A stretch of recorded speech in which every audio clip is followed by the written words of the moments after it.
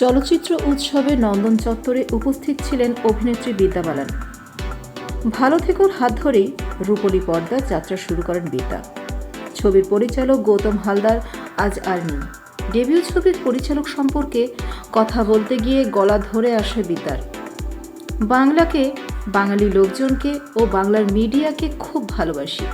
কলকাতায় এসে হাসতে হাসতে বিদ্যা ব্যক্ত করেন তার মনের কথা। প্রতিবার কলকাতায় এলেই কালীঘাটে যান। তার প্রায় মনে হয় কলকাতায় গিয়ে কালীঘাটের মন্দির দর্শন করবেন। কুণ্ঠাহীনভাবে ভাঙা বাংলায় ইংরেজি ও হিন্দি মিলিয়ে কথাগুলো বলছিলেন বিদ্যা। কেরিয়ারের প্রথম ছবি ভালো থেকোর জন্য কিভাবে সুযোগ আসে বিদ্যার কাছে? প্রশ্ন শুনে বিদ্যা বলেন, আসলে দাদা অর্থাৎ প্রদীপ সরকারের সঙ্গে কলকাতায় আসি। ফলতায় এক বিজ্ঞাপনের শুটিং হচ্ছিল আমাদের। প্রোডাকশন ম্যানেজার দীনেশ রাওয়াত সবটা সামলাচ্ছিলেন। সেই সময় তিনি গৌতম হালদারের সঙ্গেও কাজ করছিলেন। তিনি গৌতম দাকে আমার কথা বলেন। আমার কিছু ফটোগ্রাফ দেখেন গৌতম দা, অ্যাড ফিল্মে আমার কাজও দেখেন। এসবই আমি অনেক পরে জানতে পারি। আমাকে তার পছন্দ হয়েছিল ভালো থেকোর জন্য। তারপর আমরা ফোনে কথা বলি, তিনি স্ক্রিপ্ট পাঠান আর আমি রাজি হয়ে যাই। অনেক সহজ সময় ছিল, ভাবতেও ভালো লাগে। আবেগে ভেসে বিদ্যা এও জানান, প্রয়াত পরিচালক গৌতম হালদার সবসময় ভালো থাকার কথা বলতেন। সেই মন্ত্রেই নিজের জীবনকে এগিয়ে নিয়ে যাচ্ছেন বিদ্যাও। কলকাতার রাস্তার আর হয়তো দেখা যাবে না হলুদ ট্যাক্সি। 15 বছরের বেশি পুরনো প্রায় 2500 ট্যাক্সি এখন বাতিলের খাতায়। যে কারণে মহাকারণের বুকে হলুদ ট্যাক্সির এক বিরাট অংশের ভবিষ্যৎ নিয়ে প্রশ্ন উঠছে।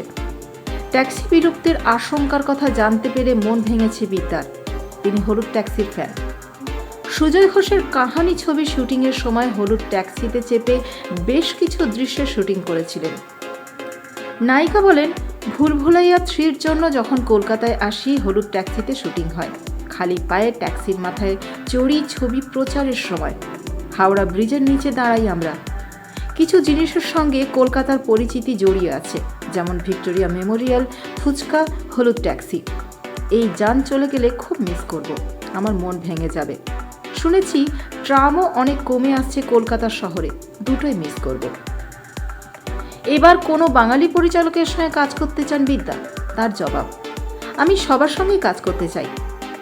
সত্যজিৎ রায়ের সঙ্গে কাজ করতে চাই, কিন্তু সেটা তো আর হবে না। সাংবাদিক সম্মেলনে বিদ্যা জানিয়েছিলেন, কিছু বছর আগে পর্যন্ত বাংলা ছবি থেকে প্রস্তাব পেতেন তিনি, কিন্তু এখন তেমন অফার পান না। হলেও তা খুব এগোয় না। যদিও এ বিষয়ে বিদ্যা খুবই আশাবাদী। তিনি মনে করেন সময়ের কাজ সব সময় হয়ে যাবে। যদিও হিন্দি ছবিতে বাঙালি চরিত্রে অভিনয় করেন তিনি তৃপ্ত। বলছেন, আপাতত এভাবেই বাংলার সঙ্গে জুড়ে আছি। ডার্টি পিকচার ছবিতে সিল্ক স্মিতা, শকুন্তলা দেবীতে শকুন্তলার চরিত্রে অভিনয় করে তাক লাগিয়েছিলেন বিদ্যা। অনেকের ধারণা বিদ্যা মেথড অ্যাক্টিং করেন। এ বিষয়ে অভিনেত্রী উক্তি, মেথড অ্যাক্টিং কি আমি জানিই না। আমার কাছে খুব গুরুত্বপূর্ণ হলো ফিল্মের বিভিন্ন চরিত্র ও পরিচালক। কমেডি ফিল্মে কাজ করার আগ্রহ প্রকাশ করে বিদ্যা বলেন, অফার এলে নিশ্চয়ই কমেডি ফিল্ম করব।